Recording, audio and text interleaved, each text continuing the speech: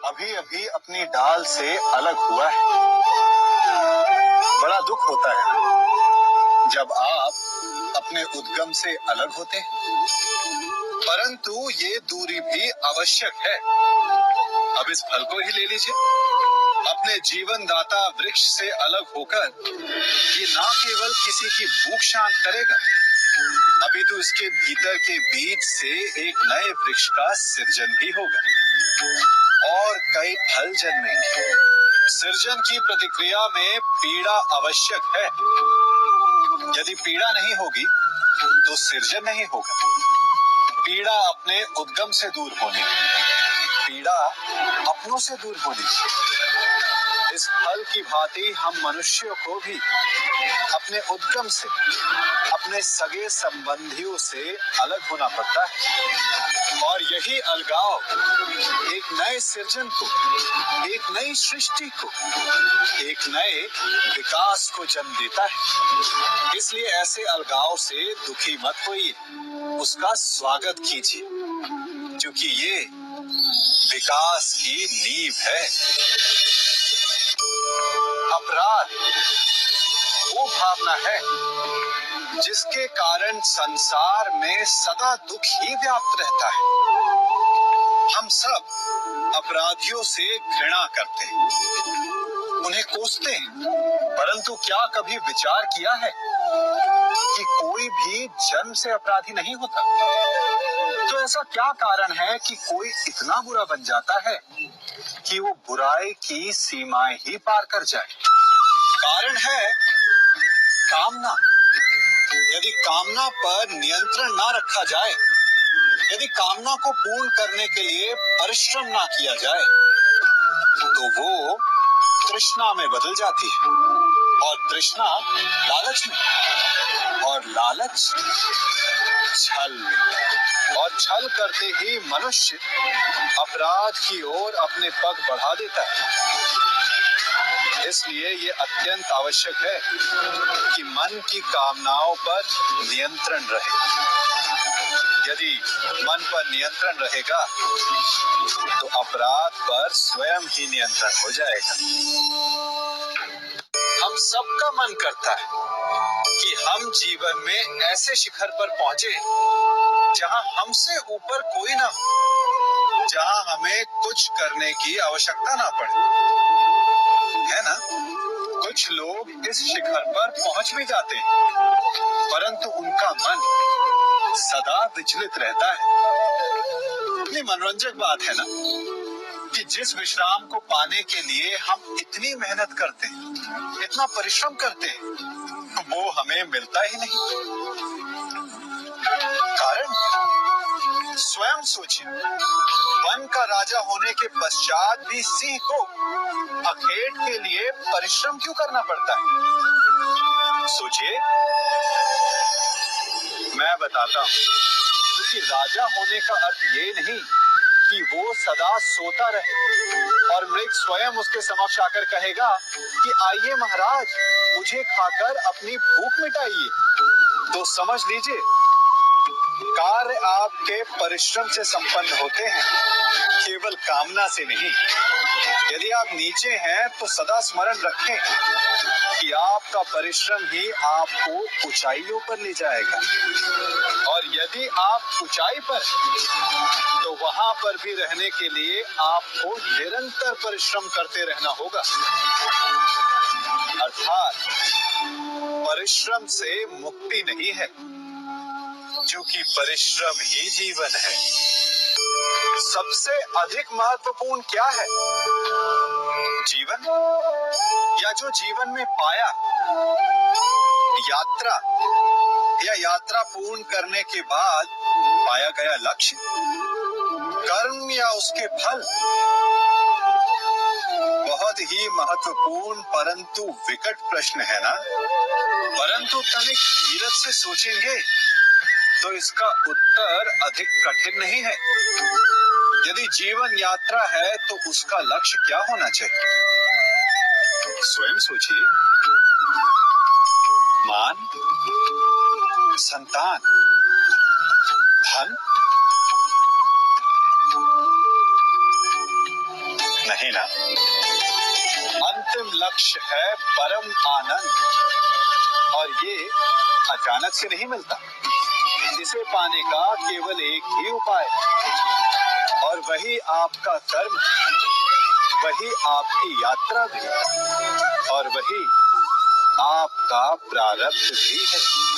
और आपको कौन बताता है कि आपके लिए सही क्या है? वो है आपका मन, जो मस्तिष्क की भांति हानि और लाभ नहीं सोचता, जो आपको ये बताता है कि शुभ किसमें, संसार का कल्याण किसमें, आनंद किसमें। यदि आपका मन संयमित है तो वो आपका सबसे महत्वपूर्ण मार्गदर्शक है, जो आपकी यात्रा, आपका लक्ष्य, आपके कर्म और उसके फलों को सबको शुभ बना सकता है।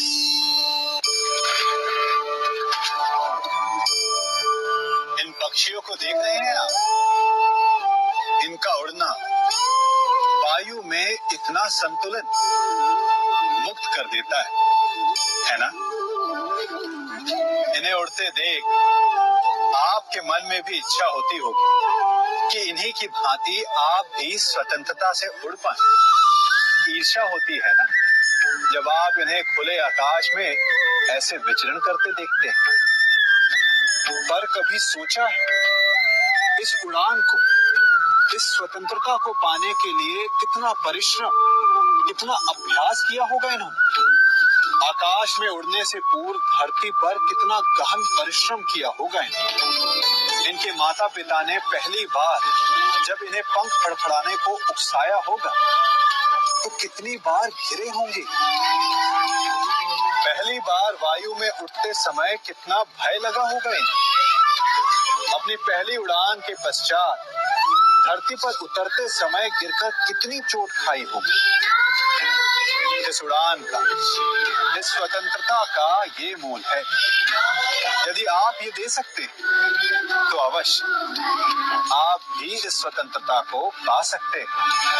इन पक्षियों की भांति ही अपने चारों ओर जब भी आप किसी सफल मनुष्य को देखें तो उससे ईर्ष्या ना करें, उसके परिश्रम और पीड़ा को समझने का प्रयास करें जो उसने यहाँ तक पहुँचने में पाई है। प्रेरणा लें, प्रयास करें और स्वयं भी सफल हो जाएं। कभी वन में सिंह को अखेट करते देखा है? हमें लगता है कि सिंह तेजस्वी, बलशाली, तीव्र है, इसलिए वो अखेट कर पाता है। परंतु इस अखेट के दूसरे पक्ष को भी देखने का प्रयास कीजिए। सिंह अखेट तभी कर पाता है जब हिरण आस छोड़ देता है, जब वो भागना बंद कर देता है, जब वो संघर्ष करना छोड़ देता है। सिंह हिरण की मृत्यु नहीं चुनता, हिरण स्वयं अपनी मृत्यु चुनता है। ठीक उसी प्रकार असफलता हमें नहीं चुनती, हम असफलता को चुनते हैं। ये हम ही हैं जो आशा को छोड़कर संघर्ष करना छोड़ देते हैं और भाग्य का अखेट बन जाते हैं। इसलिए संघर्ष करना मत बंद कीजिए, प्रयास करते रहिए और सफलता आपकी मुट्ठी में होगी। जब घर में अंधकार छा जाता है तो प्रकाश लाने के लिए आप क्या करते? दीपक ढूंढते और उसकी लौ को प्रज्वलित करते, और फिर अंधकार अपने आप दूर हो जाता है।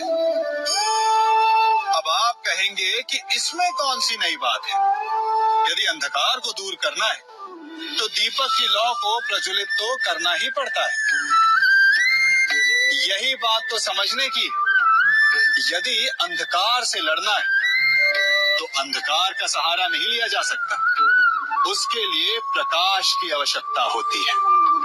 घृणा का अंत करना है तो उसे घृणा से अंत नहीं किया जा सकता, उसे प्रेम की आवश्यकता होती है। शत्रुता का अंत शत्रुता से नहीं किया जा सकता, उसे क्षमा की आवश्यकता होती है।